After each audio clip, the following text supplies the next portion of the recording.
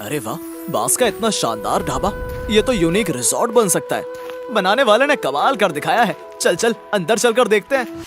ये कहानी है एक गरीब विधवा बहू आरती की। राजपुर गांव में अधिकतर किसान रहते थे। इस गांव के किसान बांस की खेती करते थे। मालती भी अपनी विधवा बहू आरती और पोती सौम्या के साथ इसी गांव में रहती थी। एक दिन गांव के बांस व्यापारी कुंदन सेठ मालती के खेत में बांस की फसल को देखते हुए कहते हैं, वाह जी वाह, तेरे खेत का बांस तो एक नंबर का है, पर इस साल मैं तुम्हारे बांस नहीं खरीद सकूंगा मालती भाभी। इस तरह तो हम मारे जाएंगे सेठ। अगर बांस नहीं बिका तो हमारा गुजारा कैसे होगा?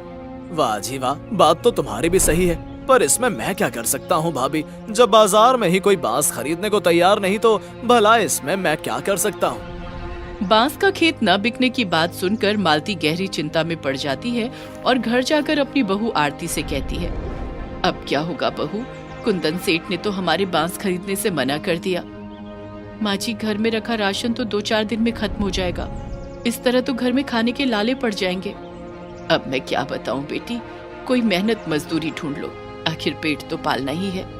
मालती ये कही रही होती है कि तभी गांव का नथुलाल हलवाई आ जाता है और मालती से कहता है, ओ मालती भाभी, सुना है तुम्हारी बहू बहुत स्वादिष्ट खाना बनाती है। हाँ हाँ नथुलाल, वो तो है, पर तुम ये सब क्यों पूछ रहे हो? वो मुझे अपने होटल पर एक खाना बनाने वाली की जरूरत है, इसलिए मैं चाहता हूँ कि तुम्हारी बहू ये काम कर ले। महीने का 3,000 तो दे ही दूंगा। ये सुनकर मालती और उसकी बहू के मुरझाए चेहरे खिल उठते हैं। मालती अपनी बहू आरती से कहती है, लो बहू, भगवान ने सुन ली हमारी, तुम्हें काम मिल गया। हाँ माँ जी, मैं कल से ही इन नथुलाल के होटल में काम पर चली जाऊंगी। उस दिन के बाद आरती नथुलाल के होटल पर काम करने लगती है। आरती मन लगाकर खाना बनाती है और उसका बनाया खाना सबको बहुत पसंद आता है। लोग उंगलियां चाटते रह जाते हैं। वाह वाह वाह भाई, नथुलाल खाना तो बड़ा ही लजीज बनाया है। ये खाना खाकर तो सचमुच मजा ही आ गया। ये खाना मालती की बहू आरती ने बनाया है भाई। वाह, इनके हाथों में तो जादू है जादू। ऐसा स्वादिष्ट खाना तो शहर के बड़े बड़े होटलों में भी नहीं मिलता नथुलाल। आरती के खाना बनाने से नथुलाल का होटल अच्छा चलने लगता है, मगर कुछ दिन तक तो सब कुछ ठीक ठाक चलता है। फिर एक दिन आरती चूल्हे से मलाई कढ़ी का भगोना उठाती है तो भगोना उसके हाथ से छूट जाता है। ये देखकर नथुलाल हलवाई आरती पर आग बबूला हो जाता है। कर दिया नुकसान, मैं नुकसान कतई बर्दाश्त नहीं कर सकता। ये ले अपना आज तक का हिसाब और निकल जा मेरे होटल से।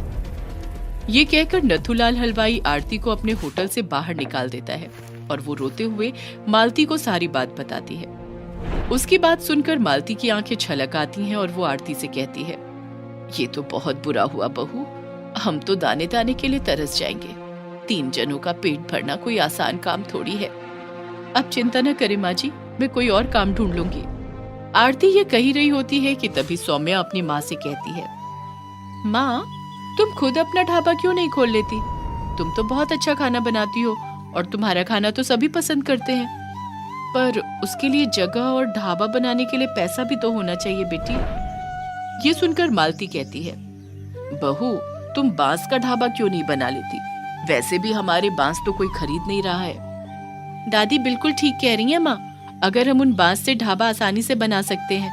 आपको याद होगा कि मेरे बचपन में दादी ने मेरे लिए बांस की कैसी सुंदर सी झोपड़ी बनाई थी। वो झोपड़ी तो मैं आज भी बना सकती हूँ। तो फिर क्या सोचना माँ जी, चलो लग जाओ काम पर। हम सब मिलकर एक सुंदर सा बांस का ढाबा बना लेते हैं। उसी दिन से मालती, आरती और सौम्या तीनों बांस का ढाबा बनाने लगती है। सौम्या खेत पर बांस काटती, आरती उन्हें सिर पर उठाकर लाती और मालती बांस से कमरे और झोपड़ियां बनाती। तीनों मिलकर कुछ ही दिनों में एक अति सुंदर ढाबा बना लेती हैं। हमारा बांस का ढाबा तो बहुत ही सुंदर बन गया है दादी। हाँ हाँ, देखने वाले देखते ही रह जाएंगे। ऐसा सुंदर बांस का ढाबा बनाया है हम सब ने। वो तीनों मिलकर ढाबा शुरू तो कर देती हैं, मगर कई दिन बीतने पर भी उनके ढाबे में कोई ग्राहक खाना खाने के लिए नहीं आता। ये देख आरती का दिल घबराने लगता है। अब क्या होगा माँ जी, हमें ढाबा खोले कई दिन बीत गए हैं और अब तक एक भी ग्राहक खाना खाने के लिए नहीं आया। बहू, काम धंधे में धैर्य रखना जरूरी होता है, इसीलिए धैर्य रख, ग्राहक भी जरूर आने लगेंगे। एक दिन अमन और सौरभ नाम के 2 यूट्यूब चैनल वाले गांव में बांस की खेती पर वीडियो बनाते घूम रहे थे कि तभी उनकी नजर बांस के ढाबे पर पड़ती है। अरे वाह, बांस का इतना सुंदर ढाबा। हाँ भाई सौरभ, ढाबा तो वाकई में खूबसूरत है और हमें भूख भी लगी है। तो फिर चल अंदर चलकर पहले पेट पूजा कर लेते हैं। ये कहकर अमन और सौरभ अंदर जाकर बैठते हैं तो और अधिक हैरान रह जाते हैं। कमाल का बांस ढाबा है, इसकी तो हर चीज बांस की बनी है। टेबल, चेयर्स, शेल्फ आदि से लेकर सारी सजावट भी बांस से की गई है। कोई पहुंची हुई चीज लगता है बॉस, वरना इतनी रौनक ना होती। तभी आरती उनके पास आकर कहती है और वे दोनों ताक झांक करना छोड़कर आरती से कहते हैं, आपका ढाबा तो बहुत ही सुंदर है, क्या खाना भी इतना ही सुंदर मिलेगा? अब मेरा मतलब है खाना स्वादिष्ट तो मिलेगा ना? वो तो खाना खाने के बाद ही पता चलेगा। तो ठीक है, आपके ढाबे में जो सबसे स्वादिष्ट बनता है वही ले आइए। आरती उन दोनों के लिए मिक्स थाली लेकर आती है। ये हमारे ढाबे की मिक्स थाली है, आप ये खाइए। अरे वाह, चपाती, सब्जियां, रायता, अचार, लाल हरी चटनी, चावल और कड़ी। ये मलाई वाली स्पेशल कड़ी है बाबू, खाओगे तो उंगलियां चाटते रह जाओगे। मलाई वाली कड़ी? ये तो पहले कभी नहीं खाई, मैं तो यही खाऊंगा।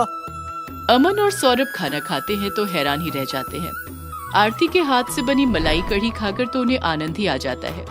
वैसे तो सारा खाना बहुत लजीज बनाया है आपने, पर इस मलाई कड़ी का तो जवाब ही नहीं। हमने जगह जगह का खाना खाया है, पर ऐसा लजीज खाना कहीं नहीं मिला। आपकी मलाई कड़ी तो रियल में यूनिक डिश है। आपका धन्यवाद बाबू, आपको हमारा खाना पसंद आया।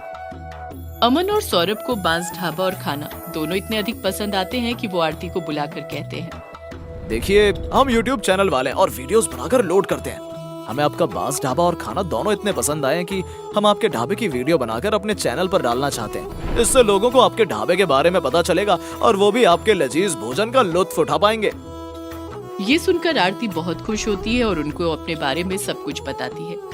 ये सुनकर अमन और सौरभ कहते हैं, देखिए आपकी मेहनत और टैलेंट को देखकर हम बहुत प्रभावित हुए हैं और हम चाहते हैं कि आपका स्वादिष्ट खाना सब खाएं। पर बेटा, हम आपको कोई पैसा वैसा देने की हालत में नहीं है। हमें आपके पैसे की जरूरत नहीं है माँ जी, बस आप हमें ऐसा ही स्वादिष्ट खाना खिला दिया करो।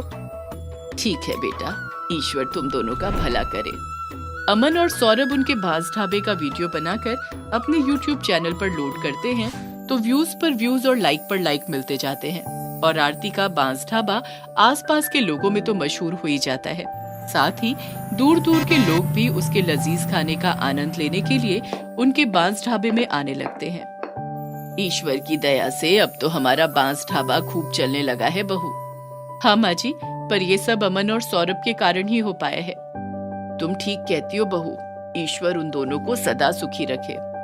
इस तरह मालती और उसकी बहू का बांस ढाबा खूब चलने लगता है और धीरे धीरे कुछ ही सालों में सचमुच एक जाना माना रिसोर्ट बन जाता है।